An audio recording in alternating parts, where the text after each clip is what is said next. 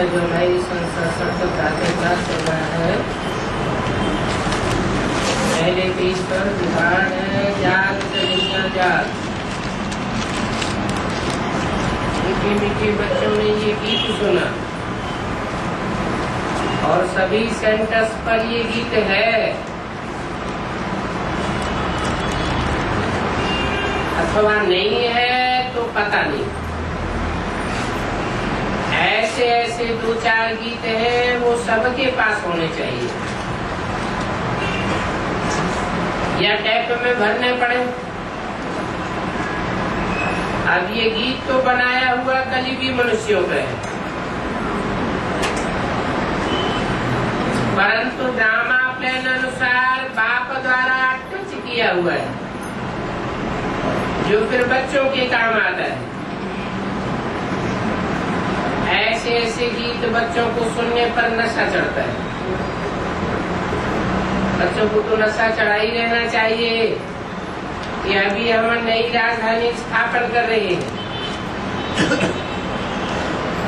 हम अपनी राजधानी रावण से ले रहे हैं।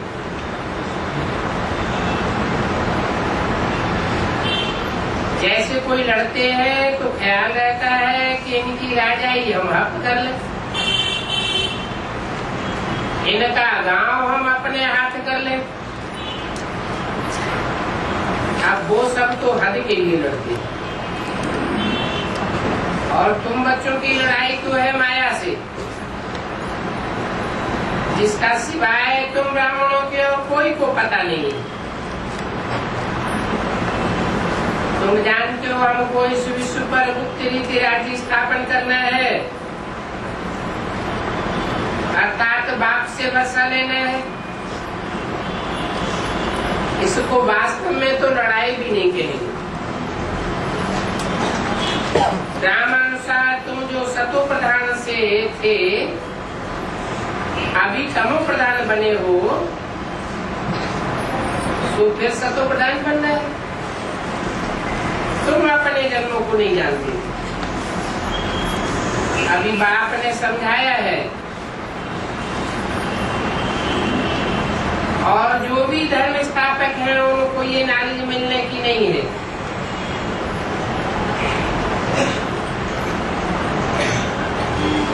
बाप तुम बच्चों को ही बैठ करके समझाते हैं।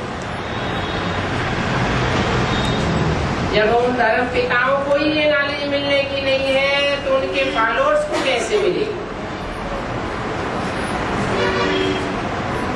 बताया भी जाता है धर्म ही ताकत है,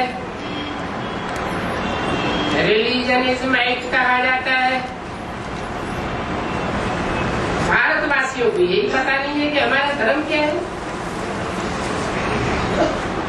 तुमको बाप द्वारा पता पड़ा कि हमारा आदि सनातन देवी देवता धर्म है,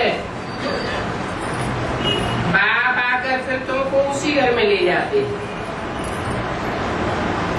तुम जानते हो हमारा धर्म सुख बहुत देने वाला है। तुमको कोई से भी लड़ाई आज नहीं करनी है। तुमको तो अपने ही स्वधर्म में टिकना है और बाप को याद करना है। इस बात में भी समय लगता है। ऐसे नहीं कि सिर्फ कहने से स्थित हो जाते हैं। स्वधर्म में स्थित होने के लिए पुरुषार्थ करना पड़ता है। तो अंदर में ये याद रखनी है कि हम आत्मा है शांत स्वरूप। अभी हम आत्मा तमो प्रधान पतित बनी हो, पवित्र बनकर हमको फिर वापस घर जाना है। बाप से वर्षा लेने के लिए अपन को आत्मा निश्चय कर बाप को याद करना है। तो तुमको नशा चढ़ेगा कि हम तो ईश्वर की संतान है।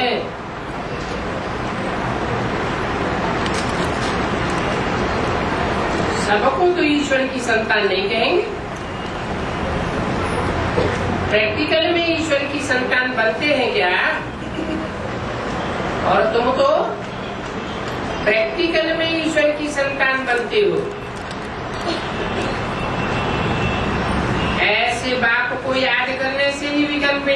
होते हैं, कितना सहज है। याद से हम पवित्र बने फिर शांति धाम में चले जाए। दुनिया तो इन शांति धाम सुख धाम की बातों को भी नहीं जानती, बिल्कुल इडियट हो गए। ये है ही आसुरी संप्रदाय। ये बातें किसी शास्त्रों में भी नहीं है। ज्ञान सागर बाप की है ही एक गीता, और उस गीता में सिर्फ नाम बदल दिया है। सर्व का सदगति दाता ज्ञान का सागर है, उस परम पिता परमात्मा को कहा जाता है। और कोई को भी ज्ञानवान कह नहीं सकते, जबकि वो ज्ञान देवे तब तुमको ज्ञानवान बनावे। अभी सबकी बुद्धि भक्ति वाली, तुम भी भक्ति वाले थे, अभी फिर ज्ञानवान नंबरवार पुरुषार्थ अनुसार बनते जा रहे हो।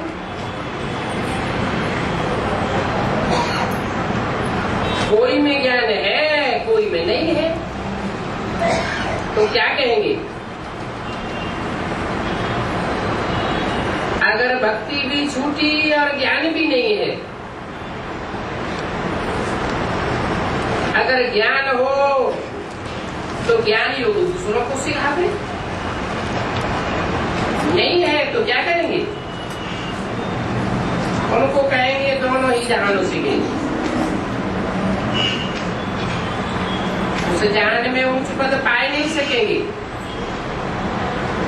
बाप सर्विस के लिए कितना उछाल मारते रहते हैं।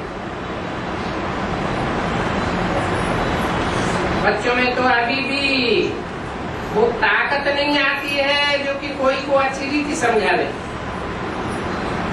ऐसी ऐसी युक्तियां रखे, पर बच्चे मेहनत तो बहुत करते हैं,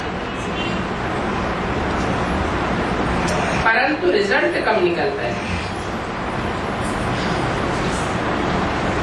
गोपों में कुछ ताकत है, फीमेल्स में इतनी ताकत नहीं है जो समय निकाले।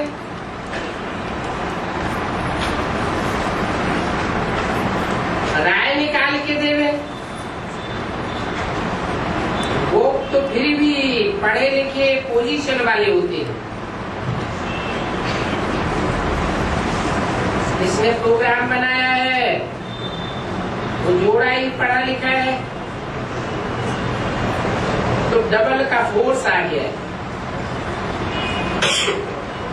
ऐसे ऐसे डबल फोर्स वाले युगल है, कोई भी अपने इस ब्राह्मण कुल में दूसरे नहीं है।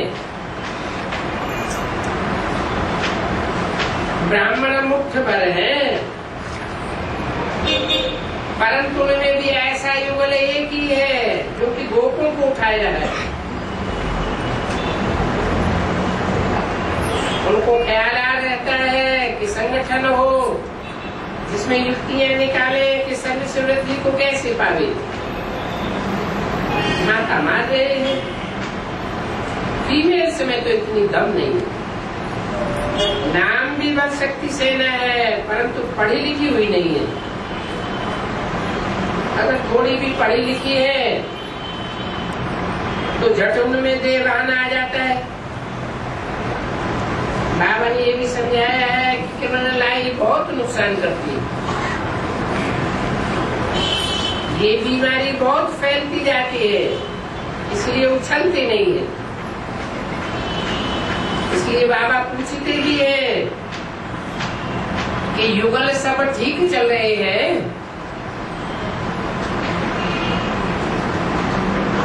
17 जुलाई 67 की वाणी का दूसरा पेज। उस तरफ तो देखो कितनी बड़ी बड़ी सेनाएं, स्त्रियों के भी झुंड हैं, पढ़ी लिखी हुई भी है, उनको गवर्नमेंट से मदद भी बहुत मिलती है। और तुम तो गुप्त हो, कोई भी नहीं जानते हैं कि ये ब्रह्मा कुमारी क्या करती है। फिर तुम्हारे में भी नंबरवार है। गृहस्थ व्यवहार का बोझा सिर पर रहने से झुके हुए रहते हैं। ब्रह्मा कुमार कुमारियां तो कहलाते हो, सिर्फ कहने मात्र कहलाते हो, परंतु वो क्रिमिनल लाइफ ठंडी नहीं होती है।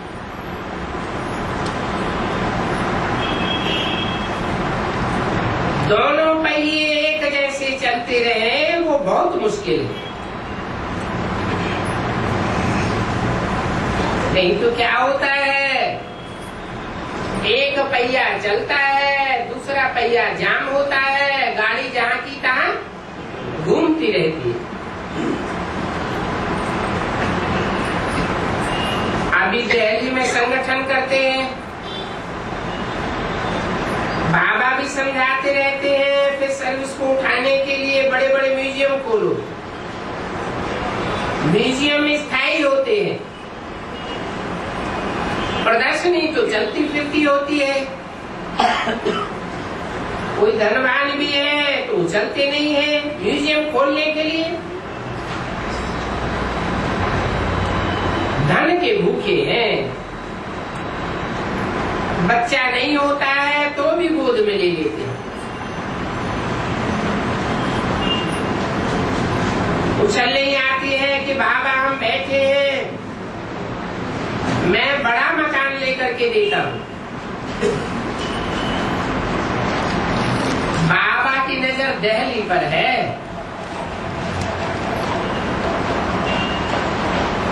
क्योंकि दिल्ली है भारत का कैपिटल।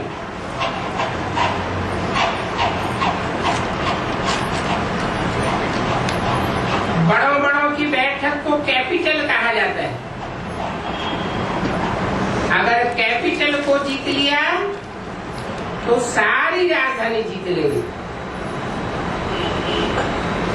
कोई चढ़ाई करते हैं तो भी कैपिटल के ऊपर करते हैं। तो दिल्ली है हेड ऑफिस। बाबा कहते हैं कि दिल्ली पर चढ़ाई करो।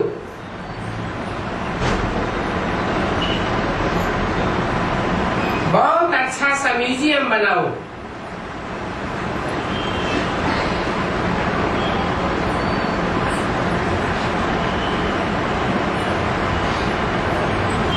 बाबा तो स्थान आदि देखने नहीं जाएंगे। तुम बच्चे ही इधर उधर आते जाते रहते हो। कोई अच्छे को समझाने के लिए अंदर घुसना चाहिए।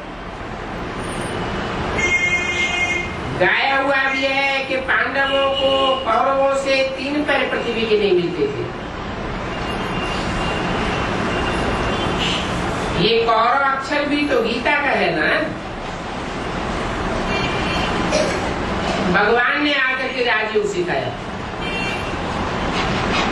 जो राजयोग सिखाया उस ज्ञान का नाम है गीता। परंतु गीता के भगवान का नाम झूठा रख दिया।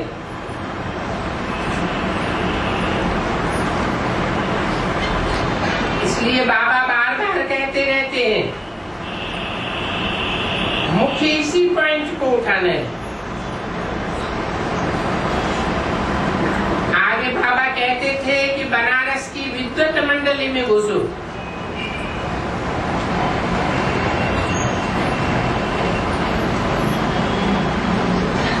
लेकिन वहां भी जीत पा नहीं सके। बाबा युक्तियां तो बहुत बताते रहते हैं। फिर अच्छी रीति कोशिश करनी है। पहले तो कैपिटल में अच्छा फर्स्ट क्लास सेंटर हो।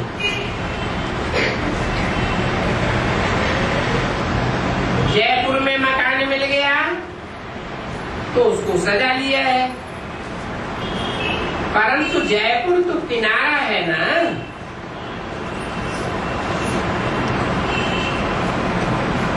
कहेंगे राजस्थान का कैपिटल है, परंतु होना चाहिए दिल्ली में।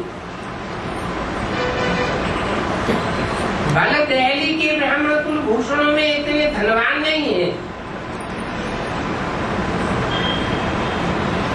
परंतु और तरफ तो धनवान है ना। बाप बार बार समझाते रहते हैं कि ऐसे ऐसे बच्चे भी बाबा के हाथ में हैं। नंबर 1 दिल्ली में ही युक्ति रचो।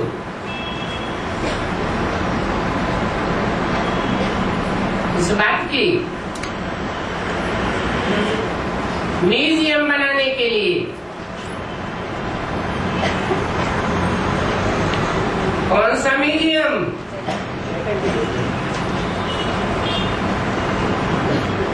बच्चा बुद्धि होंगे तो जड़ चित्रों का म्यूजियम बना देंगे।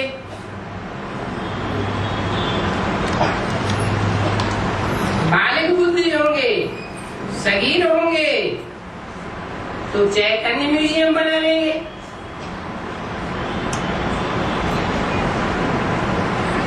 संगठन में भी मूल बात यही हो कि बड़ा सेंटर दिल्ली में कैसे खोले।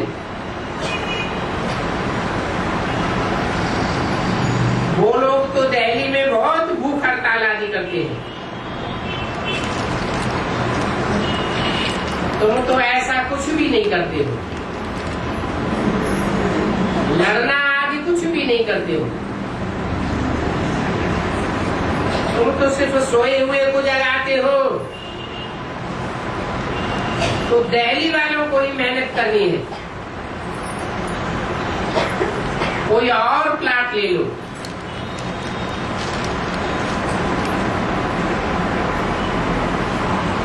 तुम जो जानते हो हम ब्रह्मांड के भी मालिक हैं, तो फिर कल पहले की तरह सच के भी मालिक बनेंगे। ये तो पक्का है कि जरूर विश्व का मालिक बनना है। अभी तुमको 3 पैर पृथ्वी के भी कैपिटल में चाहिए, जो कि वहां पर ज्ञान के बड़े बड़े गोले और तोपे छोड़ो।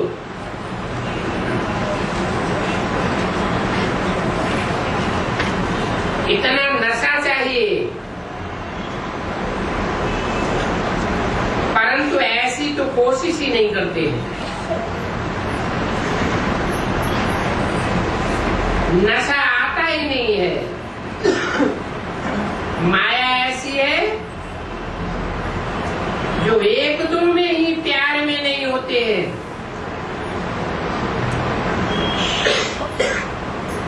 लून पानी बन करके रहते हैं।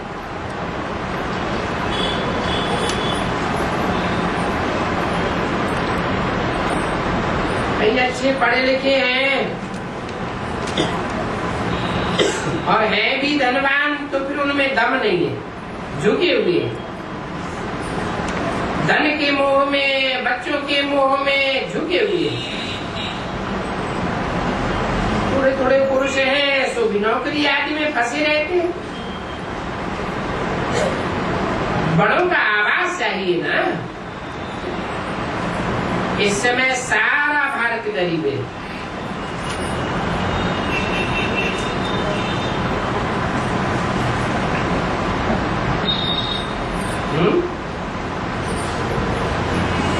सारा भारत गरीब है। भारत में टाटा डालमिया नहीं आते क्या?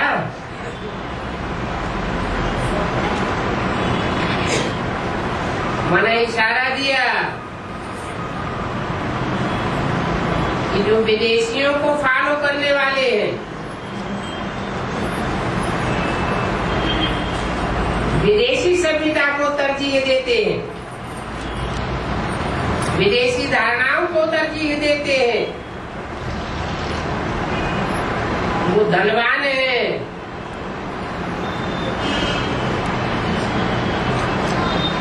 और जो गरीब है उनके लिए गरीब निवाज बाप आया हुआ है।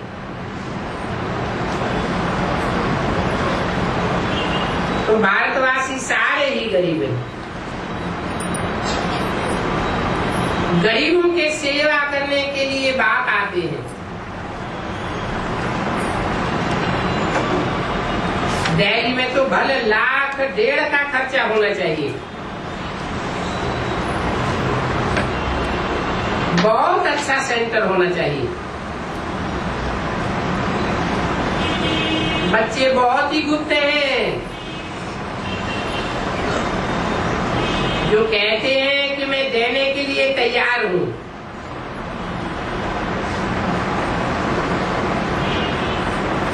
फिर बाबा भी लेकर के क्या करेंगे, इशारा देते रहते हैं। डेयरी वाले समझते ही हैं कि बाबा ध्यान खिंचवाते हैं।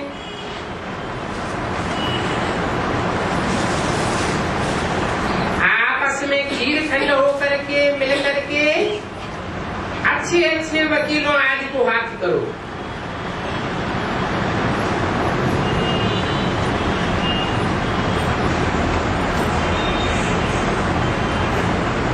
वो जमीन नहीं तो दूसरी जमीन हाथ करो। अपने पांडवों का किला तो बनावेंगे ना, दिल्ली में ही बनाना होगा।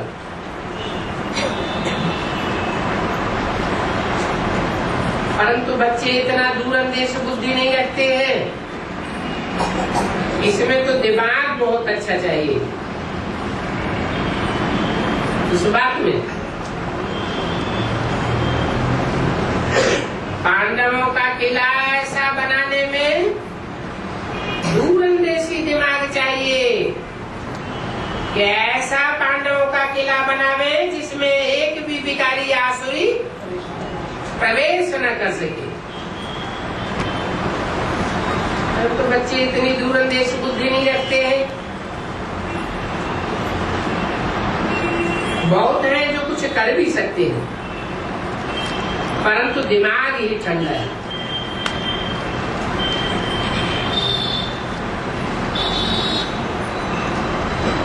वो लोग तो कहते हैं भारत हमारा देश है, हम ऐसे ऐसे करेंगे, परंतु खुद में दम भी नहीं, बिना मदद के उठ नहीं सकते।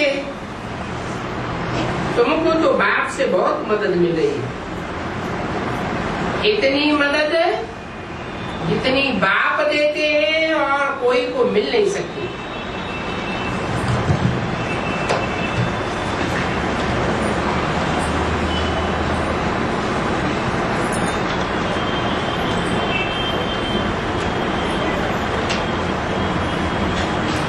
मेल ठीक है व नहीं है,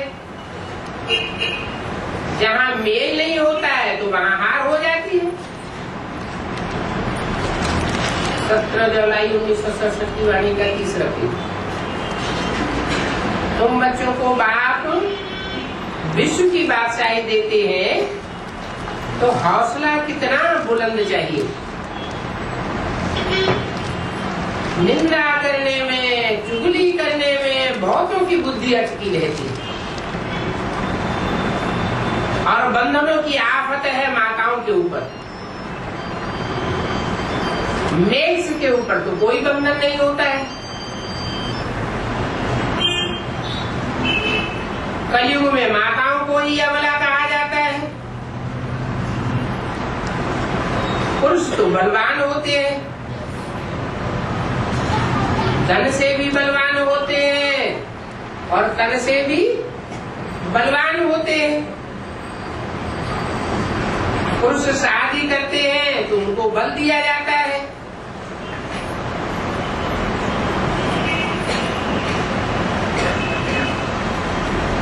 पंडित जी कहते हैं कि तुम्हारा पति, गुरु, ईश्वर सब कुछ है,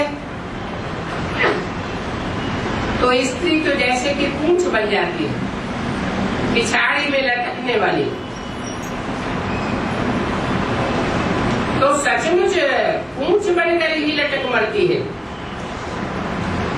पति में मोह, बच्चों में मोह, जैसे हूबहू बंदरों में होता है ना। पुरुषों का तो इतना मोह नहीं रहता है।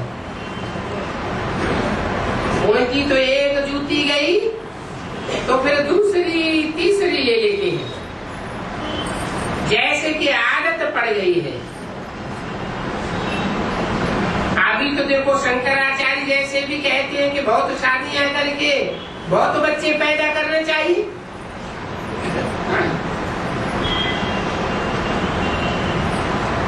अभी क्यों कहते हैं, पहले क्यों नहीं कहते थे?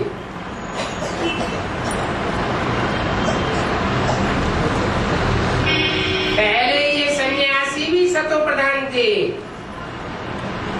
तो जंगलों में रहते थे, पवित्र रहते थे। अभी तमो प्रधान बन पड़े हैं तो शहरों में घुस पड़े हैं, खुद को पवित्र नहीं रख सकते हैं, तो बात ही बदल दी। भाषण देते हैं कि भारतवासियों को भी अनेक शादियां करनी चाहिए, तो अनेक बच्चे पैदा होंगे। मुसलमानों की जनरेशन बहुत बढ़ गई है, क्रिश्चियंस की दुनिया में जनरेशन बहुत बढ़ गई है। अभी भारतवासियों की जनरेशन बढ़ानी चाहिए। क्या क्या बकते रहते हैं, आवाज तो कोई करते ही नहीं है। ब्रह्मा कुमार कुमारियों में भी ताकत नहीं है जो कि उनको लिखे कि तुम सन्यासी होकर के ये क्या कह रहे हो। दूसरों को भाषण देते हो, पहले तो तुम शादियां करो, तब दूसरों को शिक्षा दो। सब जैसे कि सोए हुए हैं, ताकत ही नहीं। कोई कोई अखबार वाले मानते भी हैं, तो फिर उनके पास जाते नहीं है। बाबा तो समझाते रहते हैं कि ये अखबार में डालो। पहली मुख्य बात गीता ये खंडन की हुई है, इस कारण भारत गरीब बना है। फिर बाप आकर के सच्ची गीता सुना करके राजयोग सिखाए रहे हैं।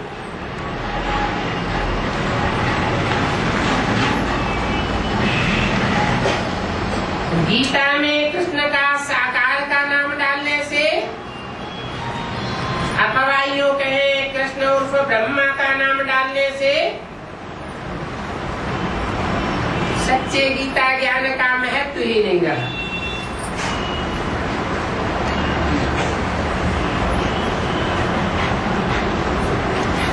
बाबा कहते तो बहुत है, परंतु उत्तर नहीं आता है कि बाबा हम ये युक्ति रच रहे हैं। बाबा के दिल पसंद कोई समाचार ही नहीं आता है। बाबा तो कोई से बात नहीं करेंगे, क्योंकि बाबा में तो शिव की पधरामणी है ना।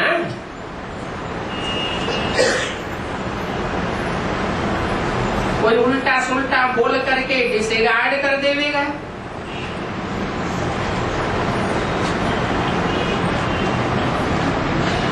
तो और ही डिसरिगार्ड होने से पाप बढ़ जाएगा, क्योंकि वो लोग तो अपने ही नशे में रहते हैं। उनको क्या पता कि ये कौन है।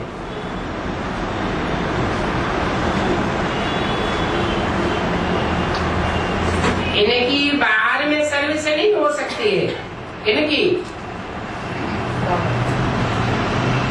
तन में प्रवेश करते हैं, उनके द्वारा बाहर की दुनिया वालों की सेवा नहीं हो सकती है। इसलिए बाबा ने कहीं पर जाना ही बंद कर दिया है।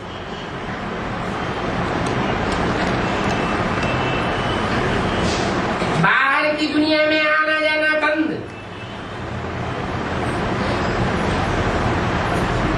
तो बच्चों को ही बाप का शो करना है। वाणी कब की है?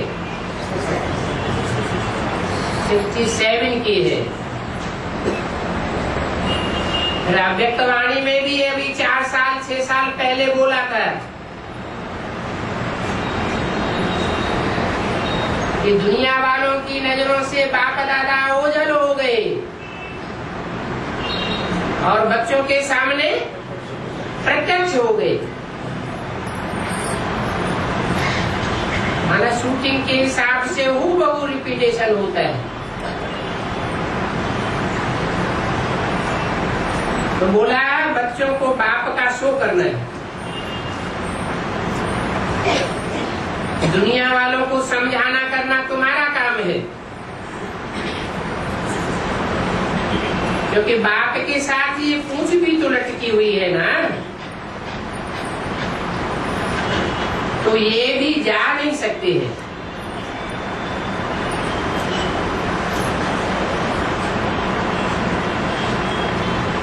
कहेंगे शिव बाबा हमें ये बात बताओ, ये हमारे पर आफत है, इस बात में हमको राय दो। ऐसी ऐसी बातें पूछते रहते। अरे बाबा तो आए ही हैं पतितों को पावन बनाने। बाप कहते तुम बच्चों को सब प्रकार की नॉलेज मिलती है, कोशिश करके आपस में मिल करके बड़ा सेंटर खोलो।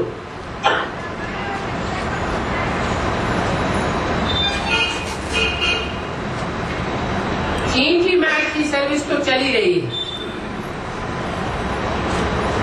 अभी व्यंग मार्ग का तमाशा करके दिखाओ तो बहुतों का कल्याण हो जाएगा। बाबा ने कल पहले भी समझाया था, सो अब भी समझाते हैं। बहुतों की बुद्धि कहाँ न कहाँ पर फंसी पड़ी है। ये देहदारी का लगाव उमंग उत्साह ठंडा कर देता है, सेवा हो नहीं पाती। बहुत बच्चों का आपस में रूहानी प्यार कम है, जिस्मानी प्यार बढ़ता जाता है, जड़ देवान में आ जाते हैं। ये देवान तो बहुत खोटा है, इस देवान ने ही सारी सत्यानाश की है। अभी बाप सत्या ऊंची करने के लिए कितना सहज रास्ता बताते हैं। बाप को याद करो तो शक्ति आवेगी, नहीं तो शक्ति आती ही नहीं है। बल सेंटर संभालते हैं परंतु नशा नहीं चढ़ता है, तो देवान बहुत है। देही अभिमानी बने तो नशा भी चढ़े कि हम किस बाप के बच्चे हैं। बाप कहते हैं जितना जितना तुम देही अभिमानी बनते जाओगे उतना उतना बाप का बल तुम्हारे अंदर भरता जाएगा। आधा कल्प का देह अभिमान का नशा है, ऐसे नहीं कि बाबा ही ज्ञान का सागर है। हमने भी तो ज्ञान उठाया है, बहुतों को समझाते भी हैं, परंतु फिर याद का जौहर भी चाहिए ना।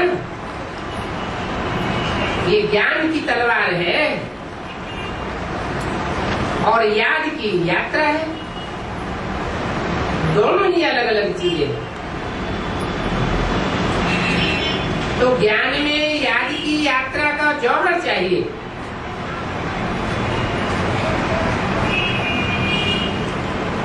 वो नहीं है तो जैसे कि काठ की तलवार हो जाती है। सिख लोग तलवार का कितना मान रखते हैं,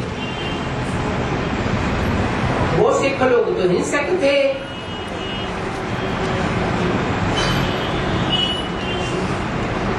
स्थूल तलवार से स्थूल हिंसा करने वाले थे।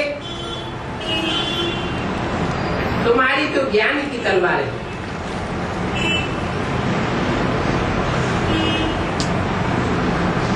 उन्होंने हिंसक तलवार से लड़ाई की, तुम ज्ञान की तलवार से लड़ाई लड़ते हो। वास्तव में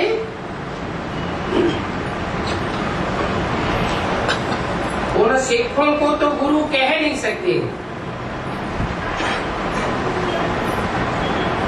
कोई भी गुरु लोग लड़ाई थोड़े ही करते हैं। गुरु तो अहिंसक चाहिए। लड़ाई से थोड़ी सदगति होती है। तो देखो दुनिया में क्या क्या होता रहता है। विलायत से भी तलवार मंगवा करके परिक्रमा देते हैं।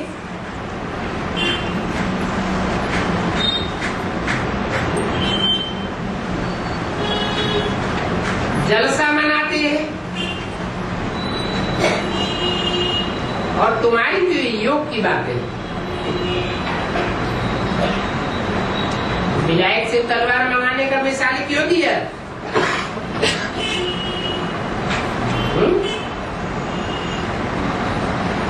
बाहर से वेपन मंगाते हैं। गवर्नमेंट वाले बाहर अमेरिका रशिया से वेपन मंगाते हैं। क्या मंगाते हैं? वो तो स्कूल वेपन्स की बात हुई। हमारी तो बेहद की बात है ना।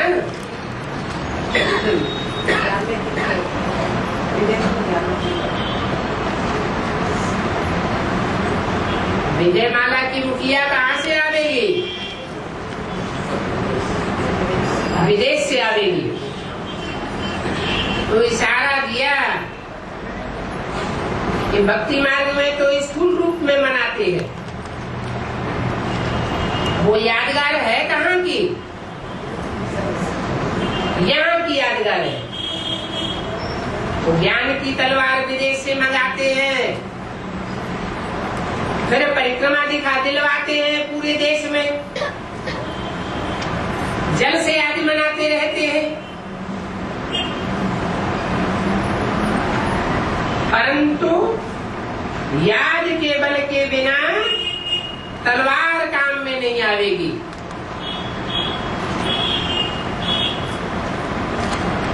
क्रिमिनलाई सुधरेगी नहीं तो तलवार काम में नहीं आवेगी। ये बहुत नुकसान करने वाली चीज है। मूल बात है याद की।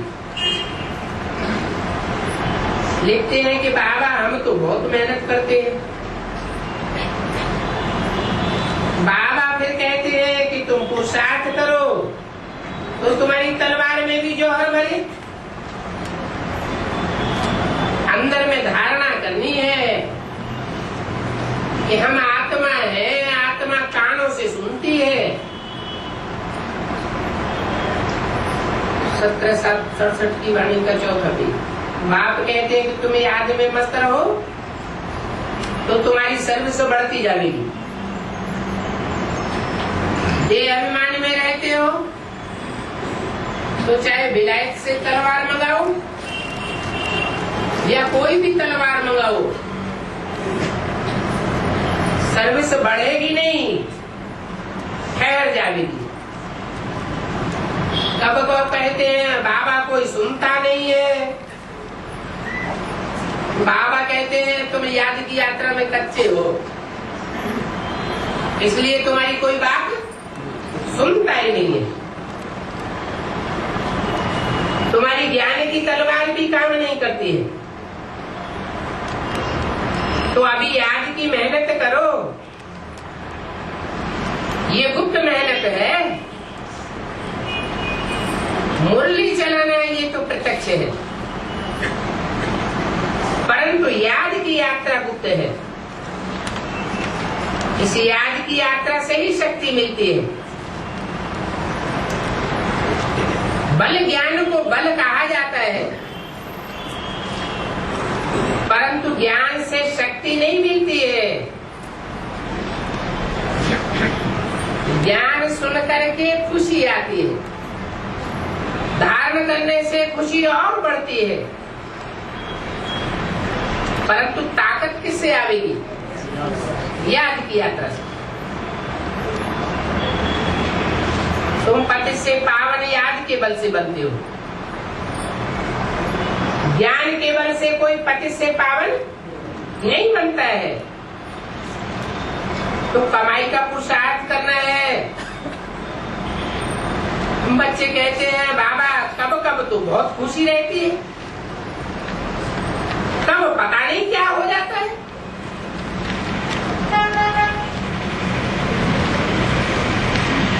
बाप कहते हैं याद में न रहने के कारण तुम्हारी एक रस अवस्था नहीं रहती।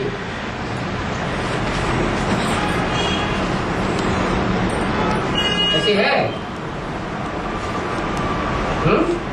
कब कब अवस्था बहुत अच्छी हो जाती है ऑटोमेटिक, और कब कब अवस्था बहुत बिगड़ जाती है। बहुत कोशिश करने पर भी अवस्था नहीं बनती। कारण क्या है?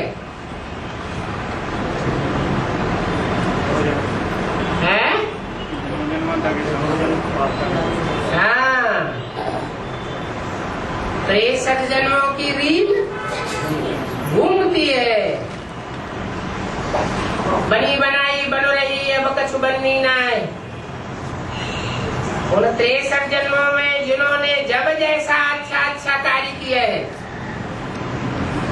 तो अच्छी अवस्था रहती, और जब खराब काम किया है तो अवस्था भी खराब हो जाती। ये शूटिंग की रील घूमती रहती है।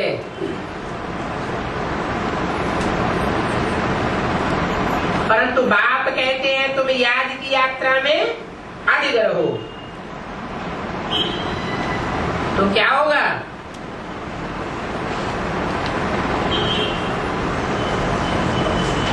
अच्छी अवस्था बन ही जाएगी।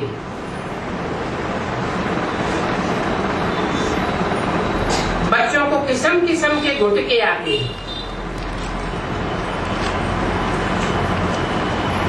स्टूडेंट्स को टीचर याद नहीं पड़ता होगा।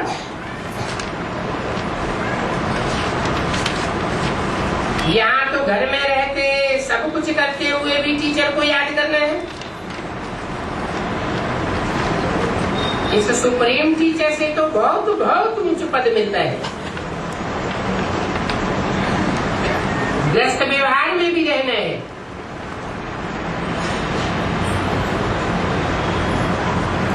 गृहस्थ व्यवहार में रहते टीचर की याद रहे तो भी बाप और गुरु याद जरूर पड़े आवेंगे।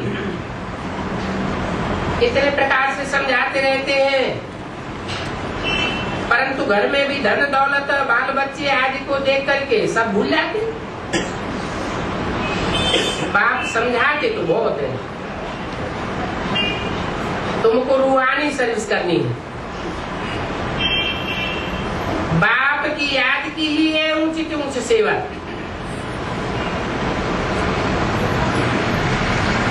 मनसा वाचा कर्मणा बुद्धि में बाप की याद बनी रहे।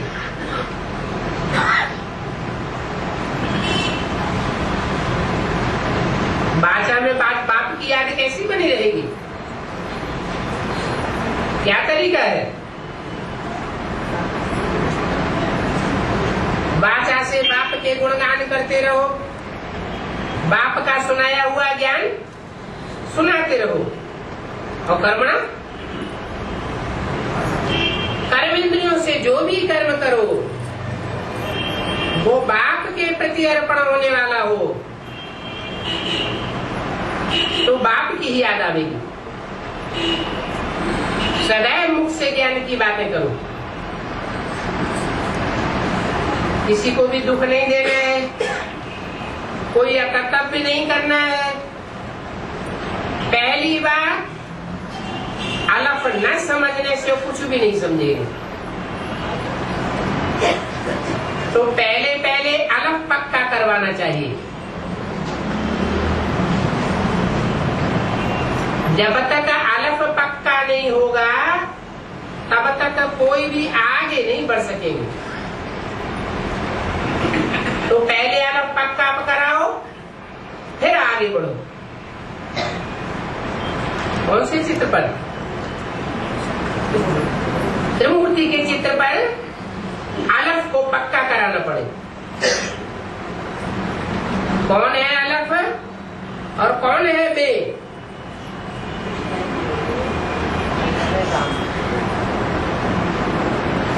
ऊपर जो बिंदु रखा हुआ है शिवलिंग के रूप में, वो तो बिंदु है, अलफ नहीं है। उर्दू में अलफ खड़े डंडे को कहा जाता है और बे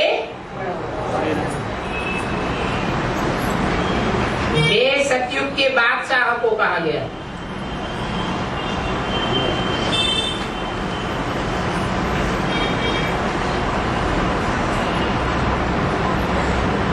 तो पहले अलग पक्का कराना चाहिए। सबसे वंडरफुल बात है गीता की,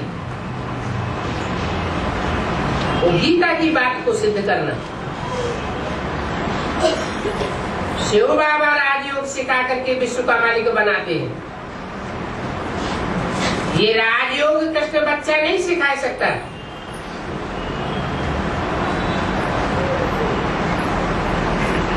कृष्ण की गीता झूठी गीता है।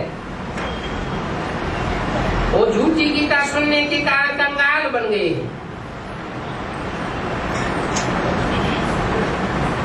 इस छीछी दुनिया में माया का पामपेंड शो बहुत है।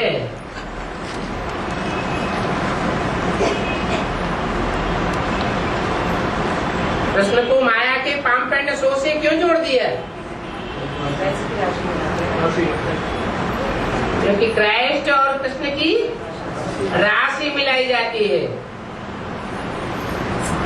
सूर्य के चित्र में दिखाया है भारत के 84 जन्मों की कहानी। भारत का उत्थान, भारत का पतन। उसे कृष्ण की कहानी नहीं कहेंगे। कृष्ण न उतने उत्थान को पाता है और आखिरी जन्म में न उतना पतन को पाता है। सीढ़ी के चित्र में भी लास्ट में कृष्ण अंतिम जन्म में ब्रह्मा के रूप में खड़ा हुआ है और राम की आत्मा पड़ी हुई।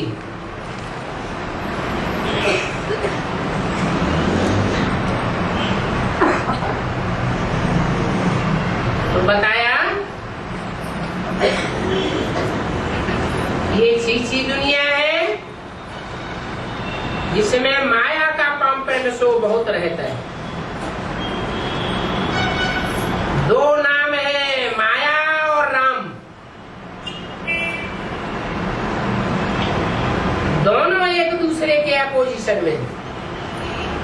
कहीं बोला गया शास्त्रों में या कहीं भी कृष्ण और माया नहीं। अभी तो देखो कितना फैशन हो गया है। फैशन कौन से धर्म से जास्ती निकला? क्रिश्चियन धर्म से।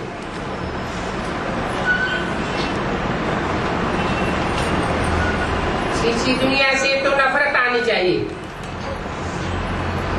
एक बाप को याद करने से तुम्हारे विकर्म विनाश होंगे और तुम पवित्र बन जाएंगे।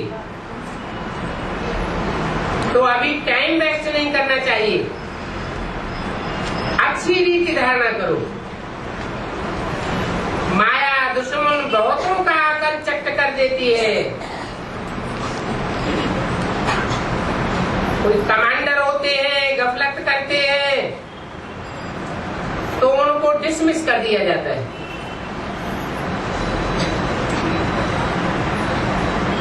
खुद कमांडर को भी लज्जा आ जाती है। फिर कोई तो खुद ही रिजाइन कर लेते हैं। यहाँ पर भी ऐसे होता है। अच्छे अच्छे कमांडर्स का फां हो जाते हैं। यज्ञ के हुआ था। अच्छा, ओम शांति। कोई मुरली के बचे हुए पॉइंट्स हैं? धर्मों में मुख्य पहले है देवी देवता धर्म। वृद्धि तो सभी धर्मों की होती है, झाड़ बढ़ता है, अनेक अनेक धर्म, अनेक अनेक मत हो जाते हैं। सब धर्मों के बीच में यही आदि सनातन देवी देवता धर्म है जो श्रीमत से स्थापन होता है, और सब धर्म मनुष्य गुरुओं की भ्रष्ट मत से स्थापन होते हैं। और देवी देवता सनातन धर्म सत धर्म है जो सतयुग में फैलता फूलता है।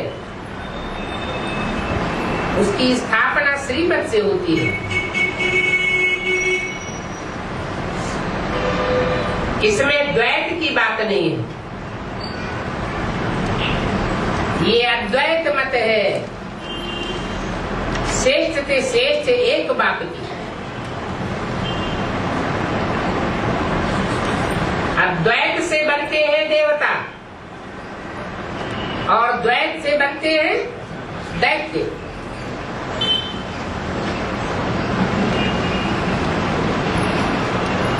ये रूहानी नाले रूहानी बाप ही बैठ समझाते हैं। तुम तो प्रैक्टिकली अनुभव कर रहे हो। तुम जानते हो कि बाप हमको ही पढ़ाते हैं। इनको जो अद्वैत मत लेकर के, एक ही मत लेकर के एक से पढ़ाई पढ़ते, वो है अद्वैत देवता बनने वाले आत्मा। ऊंच के ऊंच पद इस अद्वैत मत से ही मिलता है। हमको तो बहुत इनकम होती है। यही शुद्ध अहंकार रखना है कि हमको तो भगवान पढ़ाते हैं, इसलिए हमको इतनी इनकम होती है, इतनी इनकम होती है। और धर्मों को तो आधा सुख और आधा दुख है, और हमको 3 हिस्सा, 3/4 सुख और 1/4 दुख मिलता है। तो हमारी जैसी इनकम तो और कोई को हो ही नहीं सकती।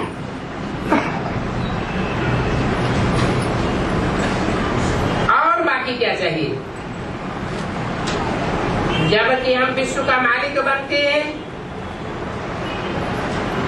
तो फिर सोच आ जाता है कि हमको इतनी खुशी क्यों नहीं रहती है?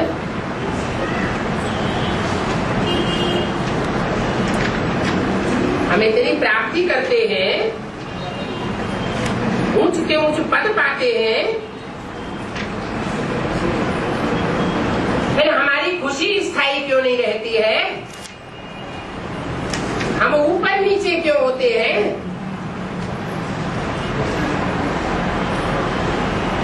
क्या कारण है? अभी निश्चय, हाँ, अभी अभी निश्चय, अभी अभी अनिश्चय क्यों होता है? क्योंकि एक की मत पर पक्के होकर के नहीं चलते, अद्वैत मत पर नहीं डटे रहते हैं, कोई न कोई दूसरे का आधार ले लेते हैं।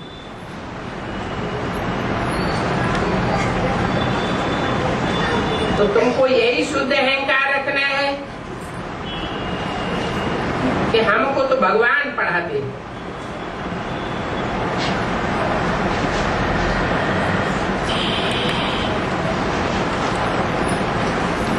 संशय में आने से हार होगी और निश्चय में रहने से विजय होगी।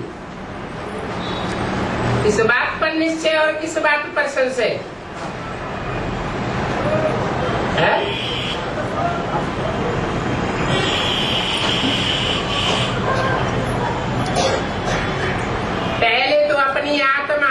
निश्चय कि मैं आत्मा 84 जन्म लेने वाली बाप का पक्का देवता बच्चा हूँ। डायरेक्ट बाप से पढ़ाई पढ़ने वाला हूँ और अंत तक मैं एक बाप से पढ़ाई पढ़ने वाला हूँ। अपनी आत्मा पर निश्चय। दूसरा 84 जन्म लेने वाली जो पक्की आत्मा ऑलराउंड पार्टधारी है, उनका बाप कौन, टीचर कौन, सदगति करने वाला सदगुरु कौन, जो एक ही जन्म में सदगति कर देता है। और तीसरा निश्चय ड्रामा के ऊपर, जो हुआ कल्याणकारी हुआ, जो हो रहा है उसमें भी कोई ना कोई कल्याण समाया हुआ है और आगे भी जो होगा कल्याणकारी होगा। हमारे लिए सारा ड्रामा ही कल्याणकारी है, हमारा अकल्याण हो नहीं सकता।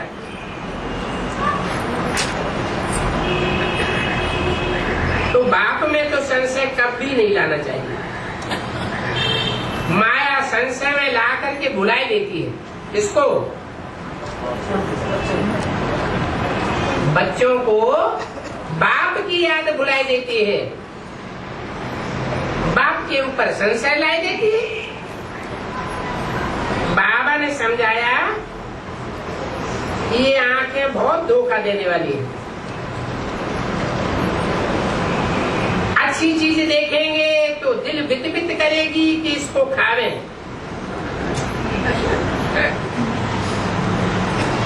आंखों से देखते हैं तो कोई के ऊपर क्रोध भी आता है मारने के लिए। आंखें देखेंगी ही नहीं तो मारेंगे कैसे? आंखें उसे ही देखती है, तभी लोभ मोह आता है। तो मुख्य धोखा देने वाली ये आंखें हैं। इन आंखों पर पूरी नजर रखनी है। आत्मा को ज्ञान मिला हुआ है तो फिर ये क्रिमिनलपना छूट जाना चाहिए। ऐसे भी नहीं है कि सूरदास की तरह आंखों को निकाल ही देना है। क्या परम इंद्रियां धोखा देती है, कोई भी इंद्रियां धोखा देती है तो इन इंद्रियों को निकाल देना है या निस्तेज कर देना है, जैसे वो लोग साधु लोग करते हैं। नहीं, इंद्रियों को कंट्रोल करना है। इंद्रियों से काम तो लेना है लेकिन श्रीमत के अनुकूल काम लेना है। कोई कोई ऐसे भी मस्त हो जाते हैं, आंखें ही निकाल देते। तुम्हारी एक बात में विजय हो गई तो फिर बेहंग मार्ग की सर्विस हो जाएगी। कौन सी बात में?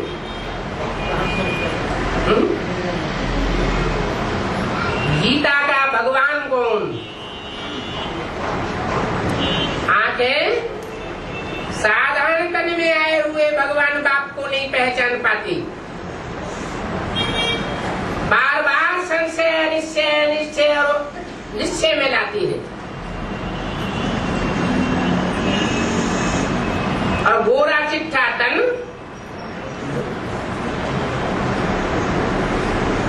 याद आ जाता है, उसके लिए बुद्धि में पक्का हो जाता है कि ये गीता का साकार भगवान है।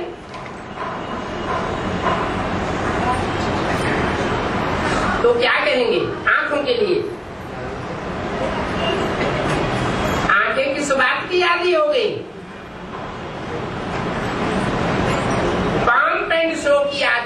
पड़ी है। अखबारों में भी तुम डाल सकते हो कि गीता खंडन होने के कारण ही भारत की इतनी बुरी हालत हो गई है। लेकिन तुम नई दुनिया में जा रहे हो